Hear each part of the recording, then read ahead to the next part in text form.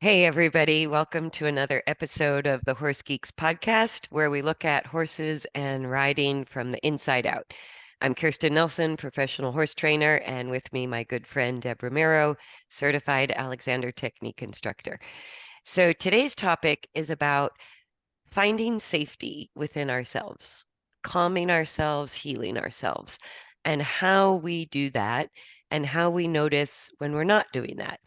So I was really hoping with this podcast that we reach a tiny bit beyond the horse and rider relationship. And we just sort of look at ourselves from the inside out um, in an empowering way. We'll get into this, but related to our nervous system and how our nervous systems function. And this is for all people.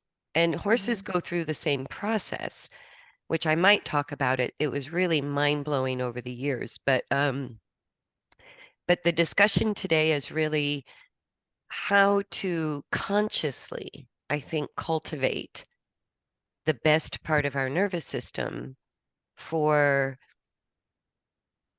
all kinds of reasons. So, what would you like to start off with, Deb? Maybe talk about, because you had just started telling me about your Telling you my experience, latest story.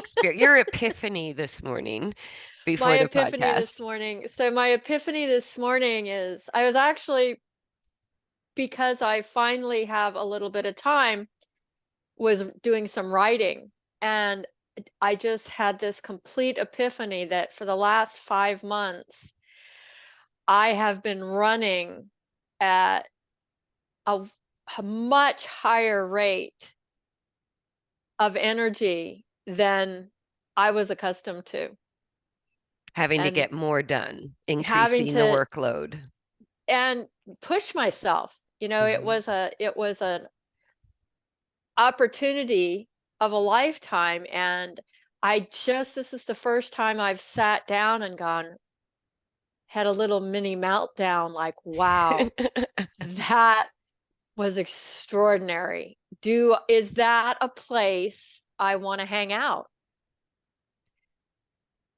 You know? Interesting. And what do you Do I mean by a place you want to hang out? um I and this happens to me a lot, is I hear this little voice in my head say, "Oh, come on. You can do that. You can add that one more thing. Welcome to my world. Just add that one more thing." And then I end up for like the last 3 or 4 days waking up in the morning just feeling exhausted So not and feeling rested. yeah, not feeling completely rested. And what is that internal conversation? Or do we have the internal conversation or bring it to the consciousness of acknowledging where you are right then and there? What can you accomplish that day? What's the priorities of accomplishment that day? And that's pretty universally the human experience. This is not just segmented for riders. Right. That's what we call sort of stress, or when we talked about that psychological model of the comfort zone, the not too sure zone, the fear and chaos zone. It's like if we only live in our comfort zone, we actually sort of reduce what we're able to do. You can't stay in your comfort zone. It's always fluctuating, sort of growing or contracting.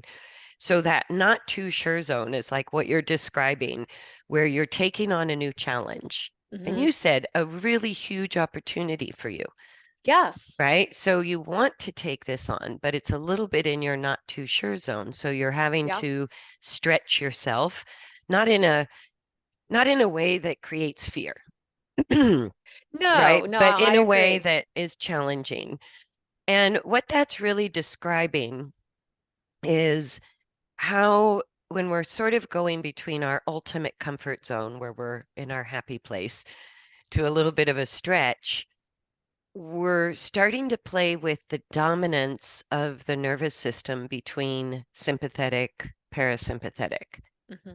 So we have these dual nervous system functions, the fight flight nervous system and the rest and digest nervous system. So the sympathetic is the fight flight nervous system, and the parasympathetic is what we call the rest and digest nervous system. And they operate like hot and cold water taps. So they're never like on off, and it's never like a clean transition between the two.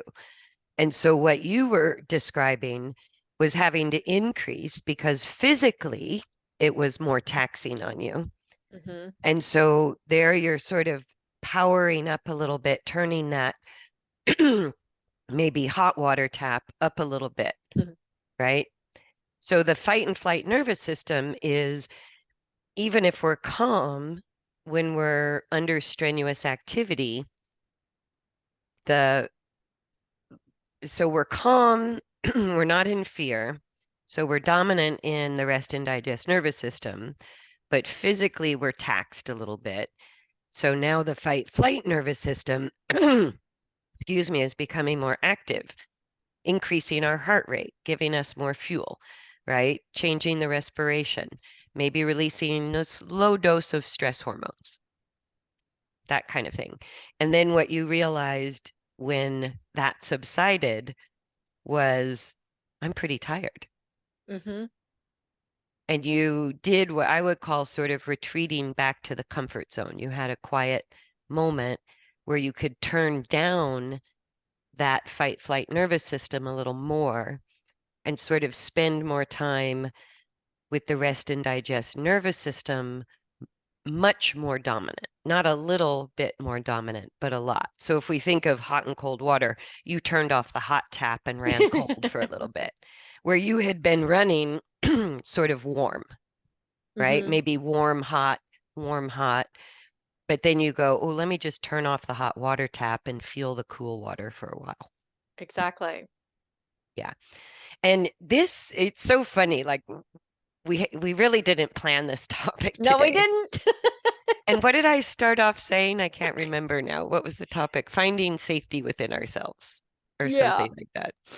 I got to write it down. But it came up for me sort of like I've been really wanting to just learn how to meditate and learn how to be a calmer person, release some anxiety and feel better. So I've been studying, like I do, different forms of meditation, kind of comparing this to that and going, what's for me? And it's not something that's easy for me, to be in Right. that quiet place. The only time I find that is when I ride, and that's probably why I became a horse trainer. Like Exactly. that's my happy place. So in sort of studying different theories or philosophies or types or instructions for different meditations, I had this moment where I go, oh, the whole point is spend time turning off the hot water. Spend time just with your sense of safety, the rest and digest nervous system really strongly the most prevalent part of the experience. I go, Yeah, I for think me that's the it's point. yeah, it's being with all of my senses, you know, and not having one super hot and shutting the others off, but being aware of what's going on within me, but also adapting to what's going on outside of me, that conversation instead of it being like the balls to the wall, get Yeah. things done. Can I have some where I'm always talking to about it with friends? How do we find that balance? Well, and that's, excuse me, that's exactly it, is what I realized sort of trying to figure out how meditation might work for me. What are the benefits? How do I do it? I think the power is already inside of us. I don't Oh, I think there's a agree. specific technique that you need to follow. And it's a lot like what I taught for years with helping the horse. Having like the point of any groundwork exercise, the first layer is to reduce that fear, reduce the defensiveness in the horse, and help the horse become dominant in the rest and digest nervous system. That solves a lot of problems. That's like my secret weapon. And I say that also for the rider in the context of riding. And then what I realized is that power is within us and we can tap into it in our own unique way anytime. But we have to set aside time for it.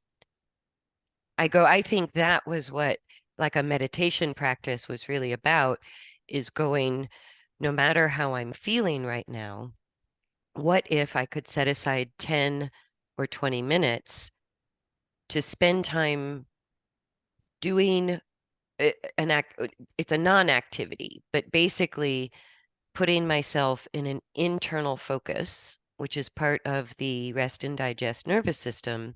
If we don't feel safe, we can't take that internal focus. When we're dominant in the fight flight nervous system, our focus automatically is external to sort of assess threat.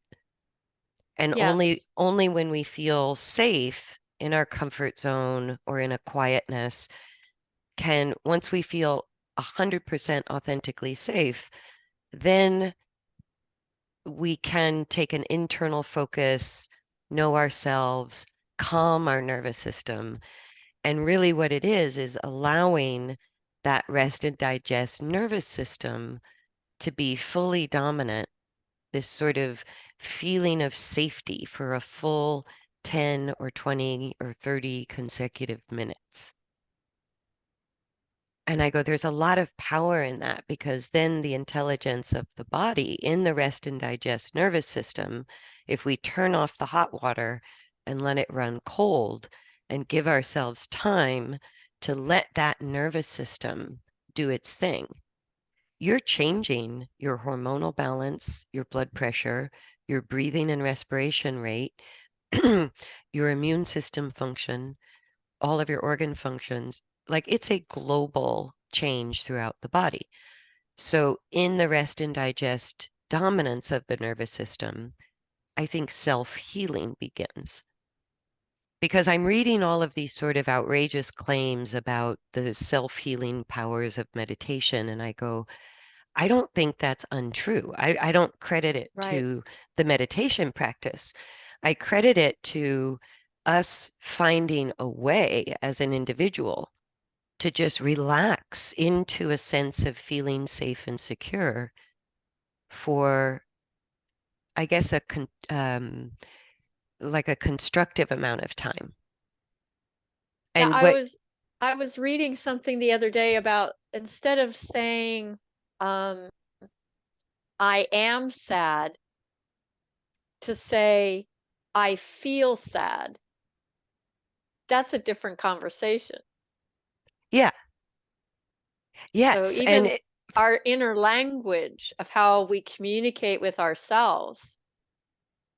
yeah, because one of the things with riders that I, kind of pull the curb chain on people is when they start telling me, my horse is lazy, my horse is ADD, my horse is this. And Right. and I look at him and I go, your horse is not that.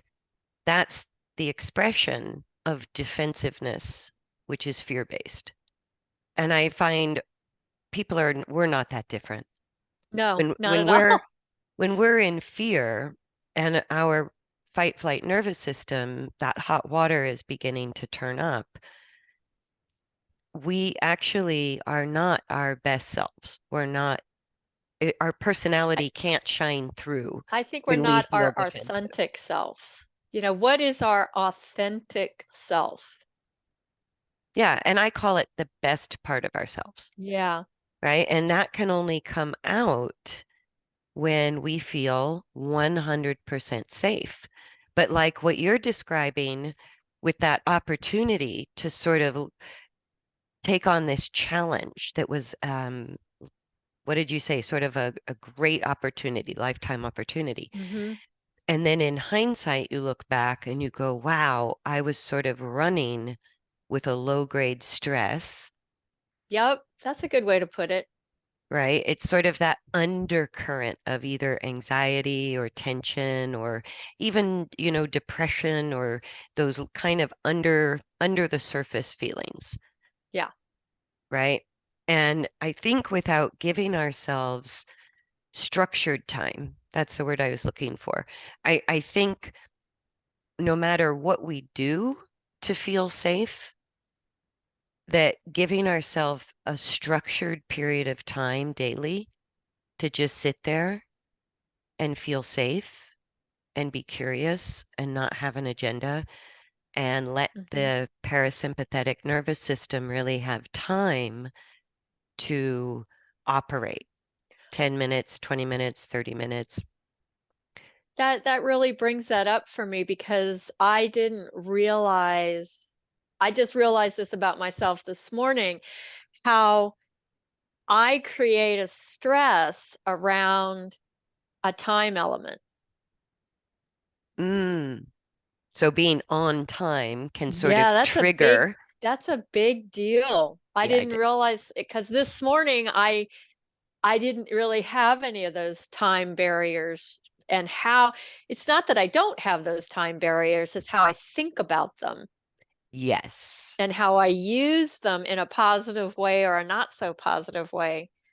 Kind Yeah. of like, oh, I've only got an hour to ride. I need to, Yeah. And it already sort of takes you farther away. It starts to turn the hot water tap up a little. yeah, Yeah. yeah. Yeah. And I just realized that about myself sitting there while I was writing this morning. I was like, wow, that is really powerful to know. Yeah. Because couldn't we pause once a day, even in the middle of the challenge, to go, I feel safe right now. Yeah, I can sort of just let everything go for 10 minutes. It doesn't yeah, have to be a long time. exactly. And like people will ask me, well, how do you know when, and this is really related to what I do with horses. How do I know when I'm as a human really dominant in the parasympathetic nervous system, the rest and digest nervous system? I go, because it's also directly related to the biochemistry we call emotions.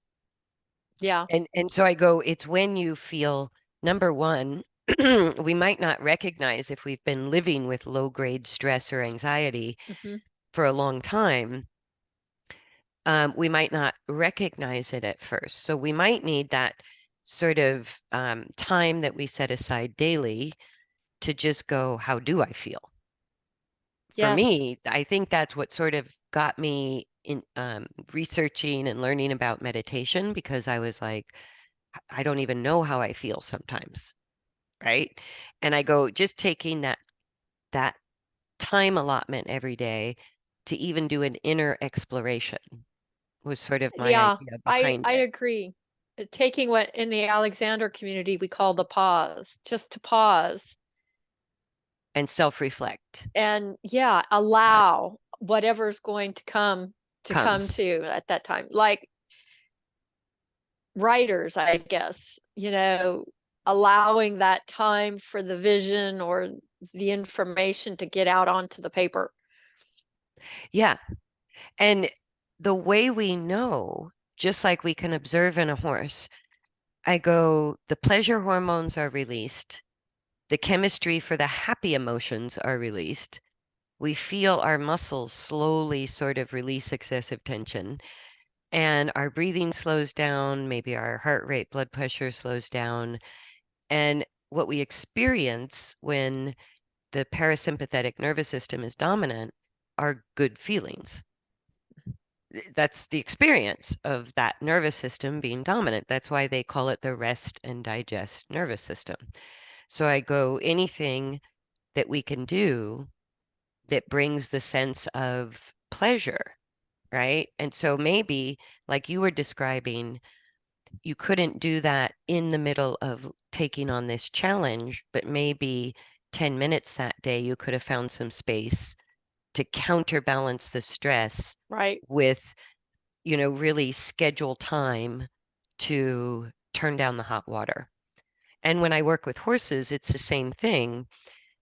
And it made me think of some of these meditation techniques I was researching, because what I do with a horse is if the horse looks away, and they say don't make eye contact with a prey animal. I do it all the time because I use, if I have a horse that's blowing up on the end of the lead line or the lunge line, if I can get that horse to face me and make eye contact, what I'm really doing is every time their mind goes back to fear, they're going to turn their eyes away, right? Or not be able to Mhm. look at me. And I'll just sort of gently bring the eyeballs back to my eyeballs. So it's like I'm sort of pulling the horse's mind back to this focus on me. And if I'm calm, then I'm sort of, in a way, leading the horse to a calm focus. And it's been very powerful, but sometimes it involves movement. Sometimes it involves standing still. Sometimes it takes a long time. Sometimes it takes a short time. But what I'm doing by sort of helping the horse focus, I anchor myself in calmness, and then I bring the horse's attention not to me as a person or the leader, right? I'm bringing the horse to calm energy. That's all I'm I doing. think that's real important, and I mention this with people all the time. Meditation doesn't have to be sitting in a room with candles and Yeah. Yeah. I mean, meditation to me, when I'm really focusing on myself, is I tell my clients, pick a place you do something every day. For me, it's how many times do I walk to the barn? So that's just those how many hundreds of steps I take is my time when I really focus on myself and, where am I? Am I okay? Yeah. And then I'm at the barn and I can move on. And I am always telling clients what is the frequency that you're emitting to that horse right now? Are you in a calm frequency or are you escalating to where the horse is at? Because we know where that can go. Yeah. No, and I use that a lot. Like, one of my first goals when you have a behavioral issue with a horse, there's a bazillion strategies and techniques and things you can do. But the goal of any strategy I choose for the individual horse is the result of turning down the hot water, Yeah. increasing the cold water, watching that nervous system change dominance, right? That's the objective that I think we did a podcast on it. I coined it the learning frame of mind.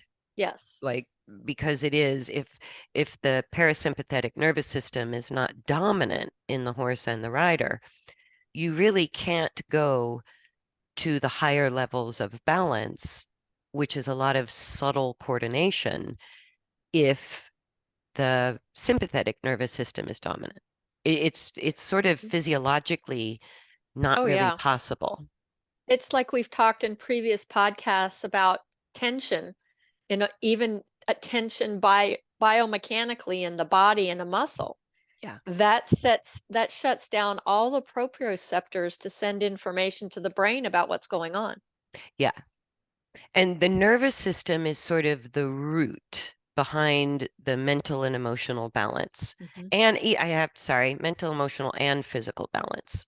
The nervous system directs all functions of the body wicked fast Hmm. simultaneously, and out of our conscious control. It really is out of our conscious control. They're autonomic functions of the body, right? So they're not really in our direct control, but what is in our direct control. And I just hope this helps people out there with all of the changes and stress that we're going through in our society. And it's like on the news this week, I think there were two or three accidental shootings from people just making a mistake, like going to the wrong house, pulling in the wrong driveway, going to the wrong car. And what that really said to me was there, that we've been living so dominant as a society in our fight flight nervous system Hmm. that there's like a hair trigger. It's not taking hardly anything to tip from that sort of low grade stress into out and out fear and defensiveness. And that's really sad to me. And I thought, reaching beyond the horse and rider industry, this is something humans we could do for ourselves. And when we understand it's a physical, psychological, internal function that we were born with. Like this is just part of our anatomy, this nervous system functionality. Nobody walks around without a nervous system, right? Mhm. We all have one, but we don't always recognize which one is dominant and how that's affecting us globally throughout every single function Mhm. of our body. And so, number one, the question became, what could I do for 10 minutes a day where I feel 100% safe and secure during those 10 minutes, and then see what happens, Mhm. right? But sort of seeking out and even more than sort of like you're saying, take the opportunity to and from repetitive stuff you do every day to sort of lower the anxiety or tension or change your frequency. Or I learned this because I had to do it in the context of horse training. Right. It was the magic key to rehab training was working on my own dominance of nervous system, shifting emotions, staying calm in the context of stress. And then I went, yeah, but I'm pretty good at that. But I never really take the time out of my day to, in a sense, really restore my body or calm my nervous system for a set amount of time. I always sort of do it on the fly, Right. and that's worked for me to a large extent. It's, huge improvements in my emotional balance or emotional states and how I can focus my mind. And then to go deeper, I went, oh, I really need, as a part of self-care, to take out a chunk of my day and dedicate it to that. Mhm. And so it was so interesting. Like I go, well, meditation works for everybody. Let me look into it a little bit. And I think that's what's physically happening, no matter what type of meditation we choose, whether we're moving or not moving, whether we take our dog for a Mhm. walk or we're riding, but having a constructive amount of time where we're sort of looking inside, going, how do I feel? Which nervous system is dominant? Do I feel 100% safe and secure? Right. And if there's things under the surface, that's where we find out, like you said, you finally had that quiet time, and then you go, wow, I've been living with this like low grade stress for 5 months, taking on this challenge. Right. And I was talking to a client the other day about, like you were saying, it seems like our society is very much in a reactory position instead of pausing, taking a look. And I said, why do you think we're so attracted to drama on TV or a movie? What is that attraction? Because it's all about the pause. That's where Yeah. whenever an actor pauses, you pay attention because they I, don't speak constantly. They're not on a rabbit wheel when they're talking.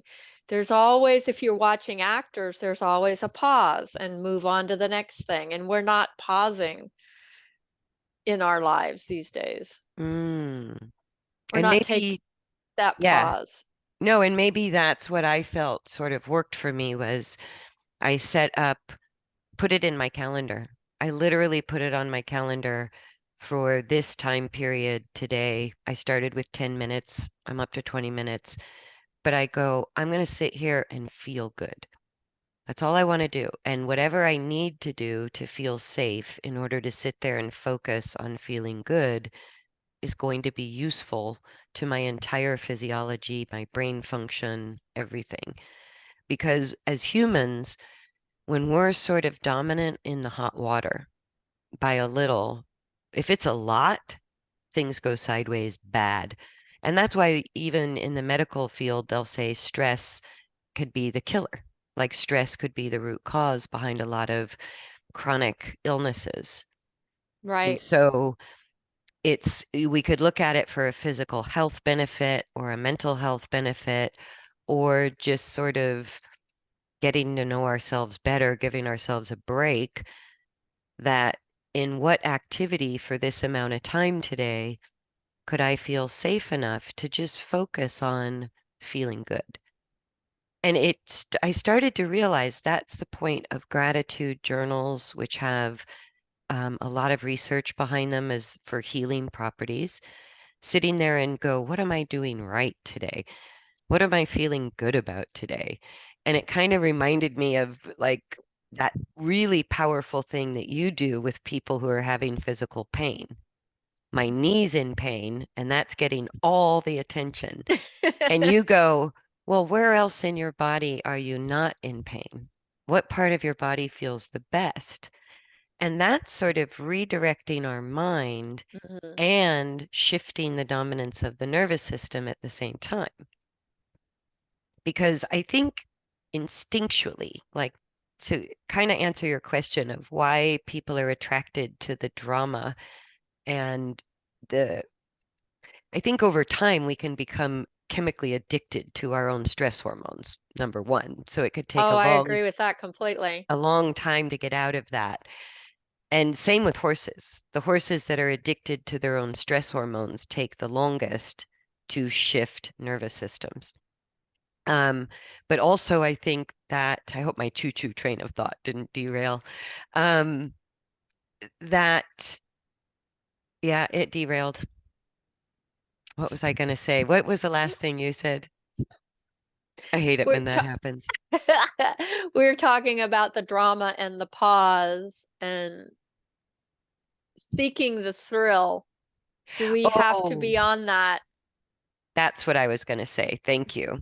Mhm. More coffee.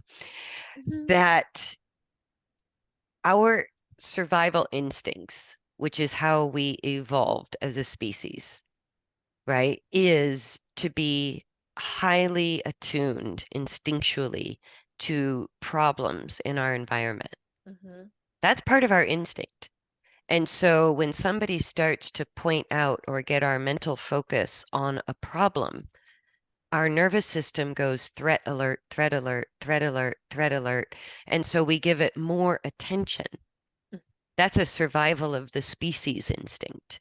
So it's really hard to override that Yes, it's because as very hard. soon as that sort of instinct is triggered, that there may be a threat in the environment, it's really hard to get your attention off of that because over time, our ancestors that did that probably didn't get eaten. And our ancestors that didn't pay attention got eaten, right? So it's Right. like it's hardwired into our brain, our nervous system, that if somebody pulls that alarm that says fear, danger, threat, something in the environment is going to threaten your safety, I think that's why people like can't get their eyes off of it. Hmm. So it really is, it's like a step of overriding a very powerful mechanism in our bodies, in our DNA, to say, okay, where do I feel safe?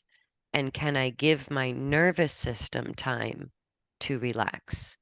Which, number one, just like a horse, people are not that different. We are just not as different from animals as people think. But like for the horse, that's why I would direct their attention to me holding a calm energy, right? Because I go, get your eyes off of it. And the more often and consistently I could get the horse's eyes off of it, the faster they begin to turn the hot water down. There's like Right. a cyclical sort of process of amping up, calming down, amping up, calming down. And then those cycles are sort of less amping up, more calming down time-wise, but also sort of the amp up has less energy and the calming down goes a little deeper. And I've seen it for 20 Mm-hmm. years in horses. I go and with people. And it's funny, like I had one client who suffers from anxiety, and she has a horse that you could say suffers from anxiety. And so for 1 month, I said, we pulled up some like meditation music on YouTube, right? And I said, play the music, focus on that, spend time with your horse doing simple things that you know how to do. But play the music and keep your focus on that every day for like a month, right? And she switched the music to something that worked for her better. And I go, it doesn't matter. But the music was sort of there as the constant. So every time the anxiety amped up, the music was there to sort of pull the focus back to this calmness. And so it was just an anchor, like I could be an anchor for a horse. Somebody has to, sometimes we need help with a consistent anchor to sort of bring our mind back to the idea and override the instinct to focus on the problem. Sort of pulling that nervous system in the direction of safety and calmness and quietness and restoration. That's really what the nervous system Right.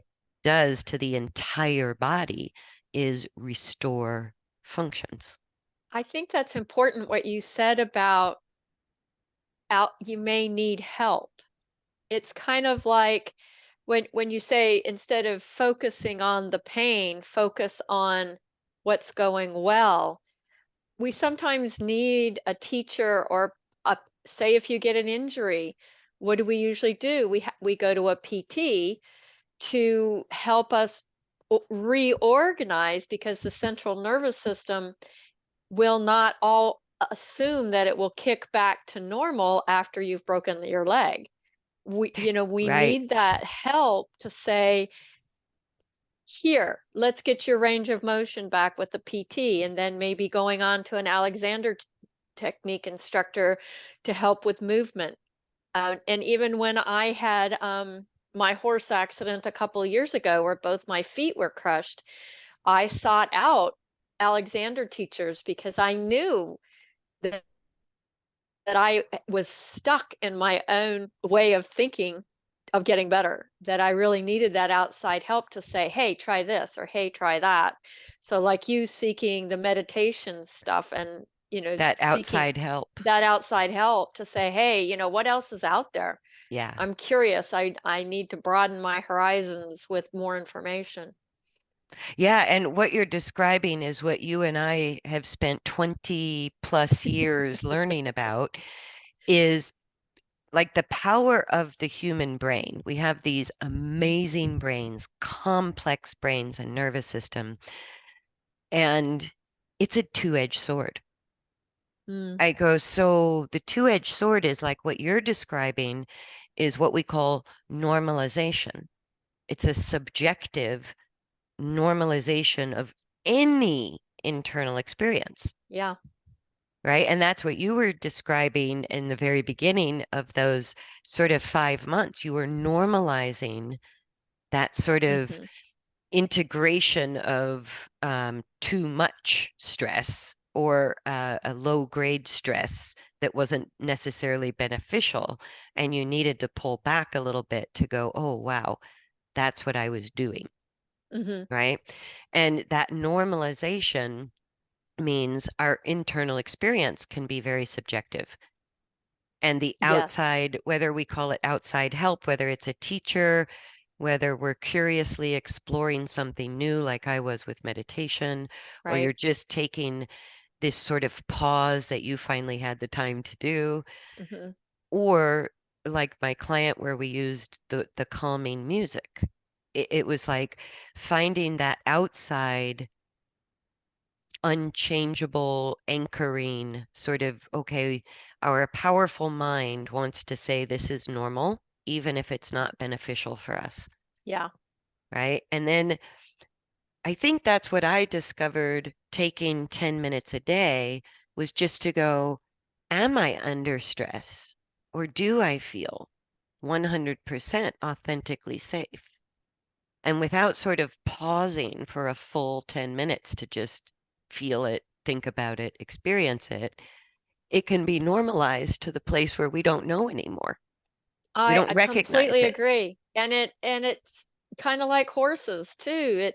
You don't know how long it's going to take. You start with that 10 minutes a day. Maybe the first time or the first week you do it, nothing arrives. New information arrives. But if you don't create the space for it, It's not going to happen. You it's just not going to happen. normalize however Hmm. you adapt to your external environment just becomes in our brain normalized. And that becomes the habit. Yeah. And That's the the habit. other side of our powerful brain is that we do have the capacity. It takes some work, it takes practice, it takes having outside help sometimes or new information, but we all absolutely have the capacity to redirect, to take conscious control over and guide our own nervous system back to something that feels better, that is healthier, that restores our body, that sort of clears our mind. Out the power of our brain allows us to be the observer of ourselves, which is sort of Right. unique to humans. And so we can do both. That's the crazy part. Yeah, that And is the the other crazy thing part. people would ask me when it came to horses, and I was trying to explain that we're not doing a condition response. We're not doing a training for a strategy, which is how most people think about horse training.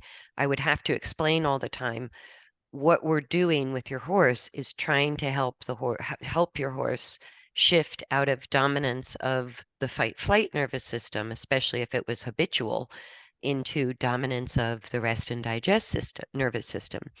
And I would always get the question, always, well, where's the release or the reward? Thinking I need to give him food or I need to stop the work as the reward. And I go, no, the reward is the experience of This dominance in the mhm, parasympathetic nervous the system. It's a safety and calm. it's a self-rewarding work.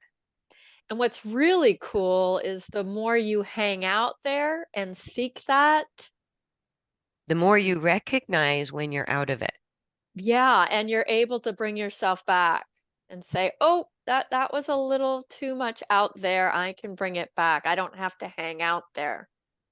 Yeah, and this is the crazy part I learned from horses because horses have the dual nervous, horses have the same anatomy that we have with slight variations, but they're vertebrates. They have the same brain, nervous system, skeletal sort of deal. And what I learned from horses over time, and this was the power of how I rehabbed behavioral issues, was however I got it done. And there was a huge variety of strategies under that umbrella. But however I got it done, the more frequently and for longer durations that I could help a horse shift into dominance of the rest and digest nervous system, the horse itself started to recognize the difference because being in fear and dominance of the fight flight nervous system doesn't feel good. No. And being in the rest and digest nervous system feels good. Yep. And so because horses are not that different, but the main difference is they're less complicated than humans. So you kind of see the process happen faster with horses or animals because there's less complication. Right. Horses don't have the capacity for imagination that people do, right? They don't have a lot of um, capacity of choice. So it's sort of like, I like it, I don't like it, I like it, I don't like it. And so horses change a lot faster than people because they're not as complicated. But the same process, even though it's more complicated, I go, horses showed me we all are kind of the same when it comes to this nervous system deal. Yeah. And I watched the horses over time the more frequently they got the experience of being dominant in the rest and digest nervous system, the more they sought it Yeah, they do. because it feels good. Mhm. And they started to self correct. This was so hard to explain to people because I go, it's a bit tedious in the beginning. You have to make a bazillion corrections Yeah, you do. to keep and take the time it takes, which is unique to each horse. I never have a time frame, but I go, the more often I can help that horse get into what I called the learning frame of mind to keep it simple. And the quicker they would get there and the longer they would stay there, the more the behavior changed globally. And I never addressed a singular issue. Right. That blew me away. So I Yeah. didn't have to go out and do de-spooking exercises. I go, the more my horse associated me with that sense of safety, if something came up that would be a potential spook, I could say, nope, learning frame of mind, redirect, and the spook Yeah. never evolved. And I see it, it goes into when I was working in an elementary school, children can't learn when they're in that fight or flight mode. Absolutely. And People can't. Adults yeah, can't. adults can't either, but to Yeah. see it happening so young that they're in that mode quite a bit, it just, It is a species instinct. yep, There's a little difference between a foal and a kindergartner, but not that much. right. The survival of the species is hardwired into our operating system. So we see it right in at a very young age, and it doesn't ever change throughout our entire lifetime. Mhm. It is a hardwired survival mechanism. But we have the capacity to understand in the human mind that we could guide the child, as in the human adult mind, I should say, that we could guide the child back or the horse back. I go, kids and animals are not that different. Right, It's because they're not complex. I think that's the main difference. Kids are not that complex yet, and animals will right. never be complex. So it's a little easier to sort of guide the mental focus back to a place where the emotions can come down, Yes. right? Where the emotions start to lose the punch of anxiety or like the weight of depression or the anger of something. So when we find ourselves sort of cycling with too much time in anger, um, anxiety, frustration, all of those they don't feel like the experience of those emotions are not pleasant in our body. It's not a pleasant feeling, right? Anything that feels unpleasant is a little bit of an alert that we're in survival mode. Mm, Because once we get out of survival mode into our sort of best selves, creative selves, evolved selves, powerful selves, whatever you want to call it, it feels good. mhm. It just feels good in our whole body. So we have different words for it or whatever. And there's a gazillion ways, it's an infinite number of ways that that works for me as an individual or Right, you as an individual or out of my two horses. One of them works this way, the other one works that way. right. But we can all achieve the end result of helping or carving out time for our nervous system, our rest and digest nervous system to take over the body, to calm the mind, reduce stress, increase a sense of well-being, spark our creativity, all of those things. Do you know what I mean? Mhm. I go, meditation doesn't guarantee that if you're still dominant in your fight flight nervous system. Right, I go, praying doesn't achieve that if you're still in your instinctual survival mode. right. It It kind of does misses the take a point. while. You kinda have to find whatever your niche is. Yeah. Because for me, way back 20 or 30 years ago, and when I began exploring meditation, the sitting still thing just didn't work for me. I was getting I mad.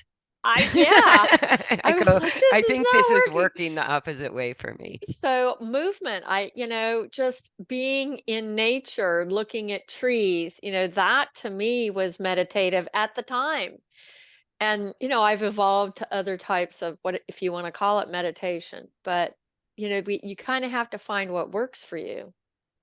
Yeah, and for me, riding a horse and understanding sort of that relationship between the mechanical body and the forces of motion, I was so absorbed, Yeah, I you think know, that that's the and it's thing for that me sort of too. like enjoyable, intense focus for me.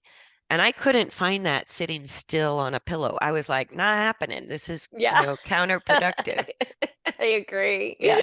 That So doesn't work now for me either. I'm starting to find it, but what triggered my ability to meditate longer and longer was not trying to do it as a discipline and push through the discomfort. Right. And then I never wanted to take that time out during the day. That's a good point. But once It's I kind of like the realized, the teacher saying, "You need to sit down for 10 minutes and do that." It's like, "Oh, really?" yeah, because I was associating meditation with feeling frustrated Yeah. and like all these negative feelings. And so, of course, I couldn't do a practice. It sucked. I didn't like it. I kept, just like with horses, people kept saying, push through it, show them who's boss, show your body All who's that boss stuff. with your mental focus. And I finally looked at the horse world and I go, nature doesn't work like that. No, it It doesn't does work in not 30, work 60, like 90 that. days. It just doesn't. No, and not only that, but even as our complex human brains, it's like we can't override bad feelings of discomfort. Mm-mm. You just don't like it. And so when I sort of like had that epiphany moment, I go, okay, all I'm going to do is set aside the 10 minutes a day to feel good. So how I sit, what chair I pick, whether I have lights Mhm. on, lights off, whether I do it in the morning or the evening, I go, I'm going to do it the way that I enjoy. And all of a sudden, I had a meditation practice like that because I look forward to it. Why do I Right. look forward to it? It feels good. It feels It good. feels good. So of course I look forward to it. And then it started to sort of build on itself. And very quickly, it sort of just for me leapfrogged from 10 minutes a day. I go, I really like that 20 minutes. I really like it for 20 minutes. And I go, if somebody had told me that a long time ago, but that isn't the way Really. it's presented. No, it's not. It's not. Yeah. It's presented as a discipline, like Yeah. riding. Do this and this will happen. It doesn't work that way for me. Yeah. And it was like sort of years and years ago having that epiphany of if I'm always battling with my horse and feeling frustrated, why am I doing this? Yeah, I mean, good point. And I had to like seek sort of the good feelings again.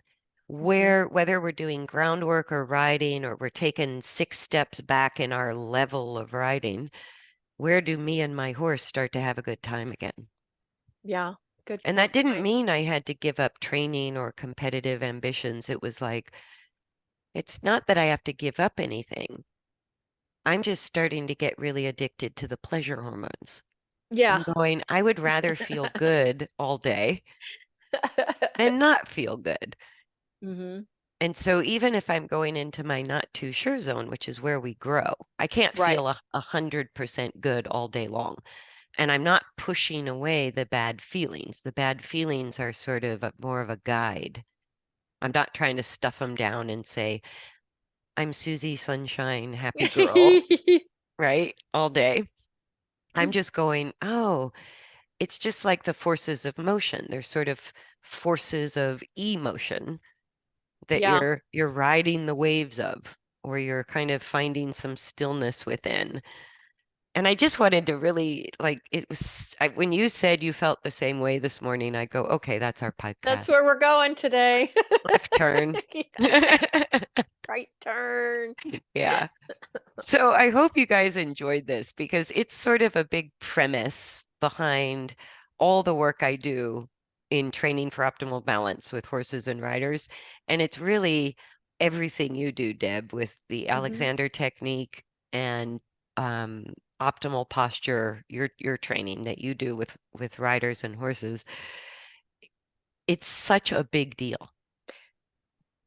Mm-hmm. And it's a part of our physiology, and it's a part of sort of our evolution as a species. And whether we understand it, whether we control it or don't control it, whether it's conscious or subconscious, I go, none of that matters. It's still there. It's there.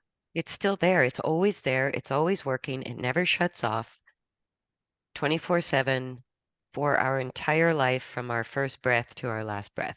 It's always there. So I go, this will help a little bit, hopefully, with you guys listening. It's kind of the operator's manual. Operator's manual. I go, none of it, our body didn't come with an No, operation I didn't. manual. They're all different for And everybody. yeah, and you and I have spent 20 years plus sort Mm-hmm. of going, how does it work? How do we use this How do thing? we use it? How do we direct it? What do we do with it? Yeah. So thanks everybody for joining us. Please like, share, subscribe. And if you're on YouTube, are looking to come up with more subscribers to add a community where we could put out more content for a community that I don't necessarily want to put out publicly. So I encourage subscriptions, and thanks to all of you who have subscribed. It is slowly, steadily sort of moving up. And if you enjoy this podcast, I think this particular podcast, please share with your non-horsey friends Ah, there you go. because it's really for humans. Yeah, this particular podcast is sort of universal for humans. So thanks again for joining us, and we will see you next time. Bye, everybody. Bye.